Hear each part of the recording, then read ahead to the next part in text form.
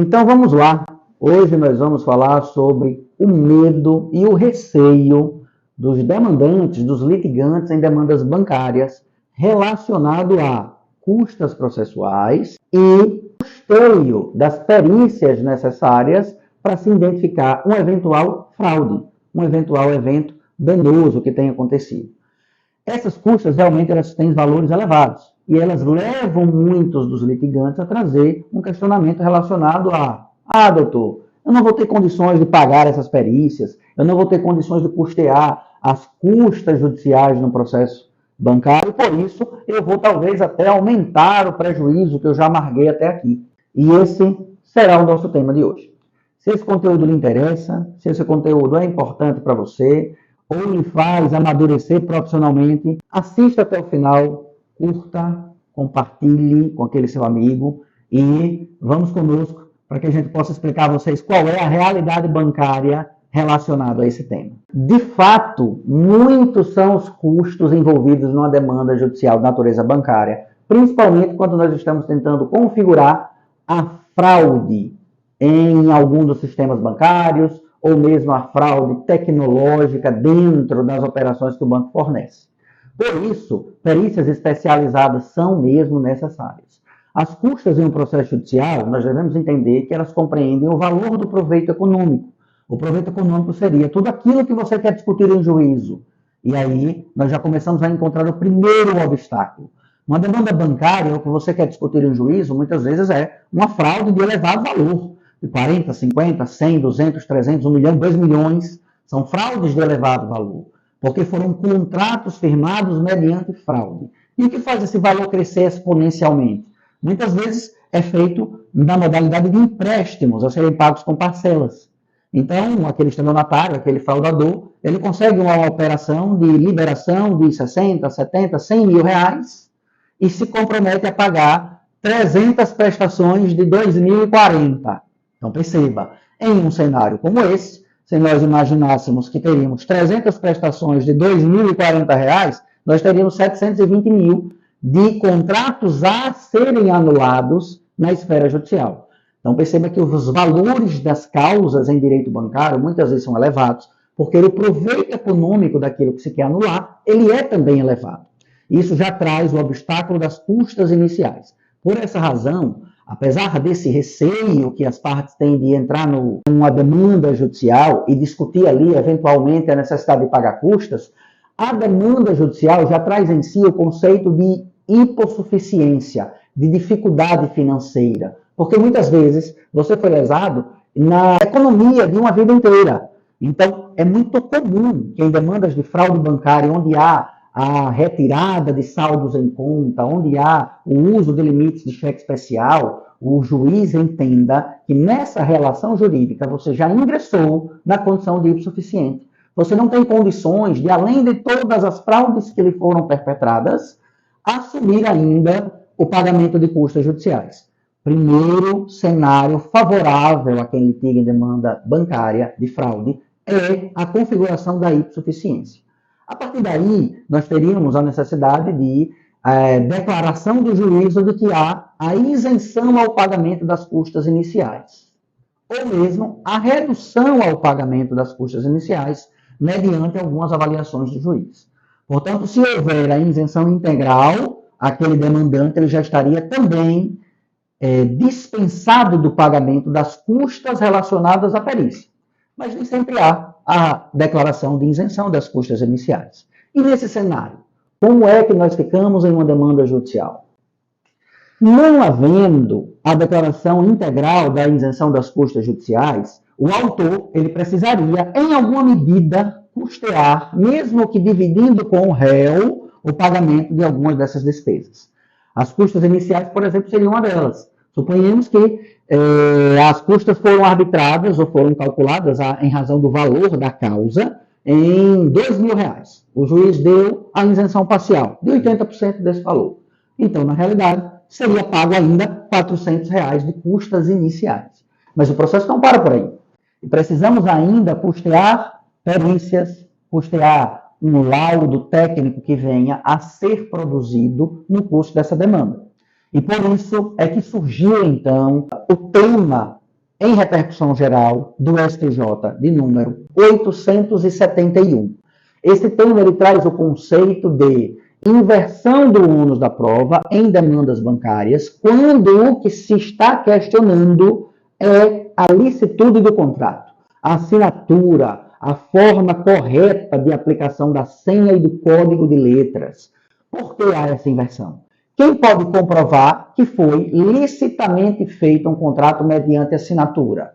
O banco, que expediu o documento e colheu a assinatura da parte. Quem melhor pode comprovar que os sistemas bancários funcionaram de forma correta? Analisaram o perfil, analisaram o horário, analisaram a geolocalização, analisaram o uso de senhas de numéricas, o uso de senha de letras. É o banco quem melhor pode aferir e construir essa prova em um processo judicial. E se está sendo impugnado essa forma de contratação, o tema 871 trouxe o conceito de que há a necessidade de inversão do ônus da prova para que o banco produza essa prova. E aí nós entramos então num terceiro tópico. O banco produzindo a prova, ele não pode fazer isso de forma unilateral. Ele não pode chegar unilateralmente e dizer, está aqui o contrato, apresentei o contrato, ou está aqui, ele usou a senha dele de forma lícita. Alguém precisa auditar essa declaração bancária. E quem tem competência para fazer isso são peritos judiciais. O Tribunal de Justiça ele possui um núcleo de perícias judiciais voltados a aferir questões duvidosas de processo. Mas, evidentemente, eles tratam de várias questões duvidosas em processo. Seja elas perícias médicas, perícias bancárias, perícias de engenharia civil, perícias telemáticas, perícias grafotécnicas, de assinaturas. Então, são várias as demandas que chegam ao núcleo de perícias do Tribunal de Justiça. É muito comum que os magistrados enviem esses processos, onde se discutem a validade de algumas contratações, de algumas modalidades de tecnologia, ao núcleo de perícias, e a resposta seja a seguinte: o núcleo de perícias informa que está com sobrecarga de trabalho, existem 1.000 e tantos processos na fila para a produção dessa perícia, e é nesse momento que surge uma oportunidade singular para quem litiga em demandas bancárias. Nós estamos falando da possibilidade de envio dessa perícia a um setor que não é o setor interno do Tribunal de Justiça. É o setor de perícias elaboradas por peritos externos ao Tribunal de Justiça. Isso faz com que o juiz remeta, por uso do tema 871 do STJ, a necessidade da realização da perícia, a ser custeada pelo requerido, pelo banco. Então, em outras palavras, ele vai precisar antecipar os honorários periciais a serem usados para que o perito externo produza essa perícia judicial. E o que nós temos de pontos favoráveis e pontos distintos e que trazem alguma diferença entre as perícias realizadas pelo próprio Tribunal de Justiça ou as perícias realizadas por peritos externos.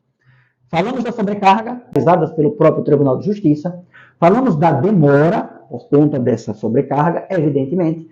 E agora, nós observamos na prática bancária que existe uma percepção diferente entre os peritos do TJ e os peritos especializados externos em perícias bancárias. Talvez a compreensão deles seja muito mais técnica relacionada a os sistemas bancários que estão atualmente em vigência, principalmente com esse boom de operações realizadas no ambiente virtual. Nós temos o Pix aí como nova ferramenta que trouxe, sim, uma volatilidade muito grande às operações, mas também trouxe mecanismos muito recentes de auditoria e validação da transação Pix. Assim como é o bloqueio cautelar das operações Pix. E aí, nós já fizemos um vídeo falando sobre isso, vou deixar isso no card para que vocês depois possam assistir. Portanto, o que acontece com as custas judiciais e o custeio dos peritos quando se usa o tema 871 do STJ? Eles são antecipados pelo agente bancário. E aqui tem um conceito jurídico que a gente vai precisar transitar, eu vou fazer isso de forma bem sintética e bem explicativa. Ônus da prova. O ônus da prova, a quem compete produzir a prova da impugnação. O cliente bancário, aquele que nós representamos, vai dizer que a transação foi realizada mediante fraude.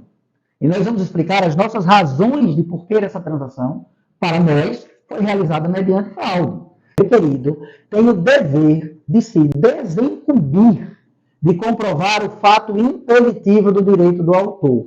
Isso é a inversão do ônus da prova. Eu alego que ele é fraudado, que ele foi realizado mediante fraude, e você, que é o requerido, tem que provar que não, que ele não foi realizado mediante fraude. E você só vai conseguir fazer isso quando um perito atestar nesses autos de que a transação respeitou todos os parâmetros de tecnologia e segurança normatizados, no nosso caso, pelo Banco Central, pela CVM, por algum agente regulador específico daquela operação bancária.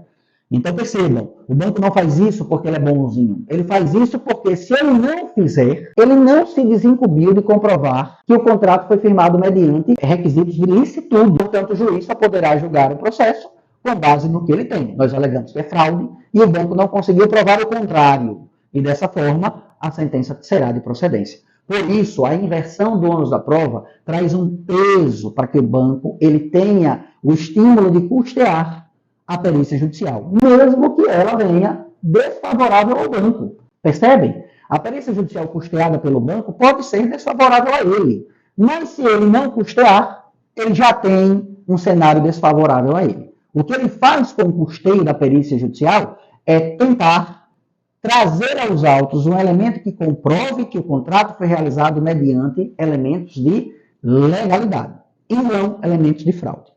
Nesse cenário, os reflexos finais de toda essa explanação é que, havendo a inversão do ônus da prova, havendo a arguição em um processo judicial sobre o tema 871 do STJ, nós temos que os bancos se sentem mais estimulados a firmar acordos extrajudiciais, onde eles concedam descontos que são relevantes.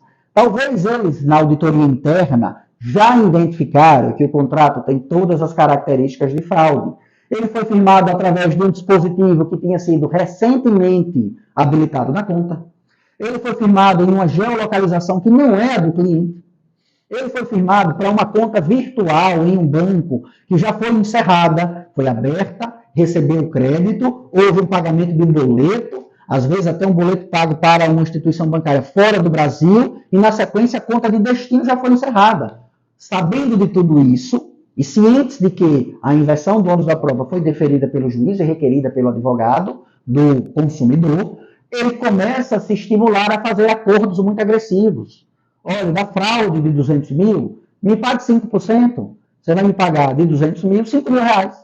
E a gente vai acabar com essa nossa discussão. Ou mesmo, da fraude de 200 mil reais, eu vou sugerir a você que estarei lhe devolvendo o valor que havia na sua conta e vou lhe pagar um dano moral de 2 mil, 3 mil, 4 mil, 5 mil reais. Veja que ele atrai o dano moral para baixo, devolve o saldo disponível em conta mediante um acordo de antecipação. Com a inversão do ônus da prova, as cartas jogadas nesse processo judicial passam a ser cartas mais favoráveis ao consumidor, e esse é um dos reflexos da inversão do ônus da prova. Por fim, ainda é importante que nós consigamos entender qual é a atividade fim do banco. A atividade fim do banco não é litigar em juízo. A atividade do banco é emprestar dinheiro. Muitas vezes essas demandas judiciais tomam a atenção do banco, fazem eles gastarem dinheiro com consultorias jurídicas, fazem eles gastarem dinheiro com custas processuais, honorários de sucumbência, atualização dos valores, juros de mora. Tudo isso não é atividade fim do banco. Portanto, é muito melhor ao banco encerrar a demanda judicial, economizar o dinheiro que possível for e emprestar esse dinheiro a terceiras pessoas a juros estratosféricos, como são os juros do cheque especial, os juros relacionados ao cartão de crédito. E assim, a estratégia do uso do tema 871, ela se mostra extremamente eficaz em demandas bancárias. Desse modo, se esse conteúdo lhe trouxe algo novo e fez de você alguém mais experiente, expert, um empresário profissional, um consumidor profissional, curta, comente no vídeo, diga eu fiquei, para eu saber que você ficou até o final desse vídeo, e isso vai fazer a gente ter mais estímulo à produção de conteúdos dessa natureza. encaminhe esse conteúdo para aquele seu colega que precisa tomar conhecimento sobre isso, ou mesmo para aquele advogado que está buscando ampliar os seus conhecimentos em direito bancário. Fica o nosso abraço, até o próximo vídeo, até logo.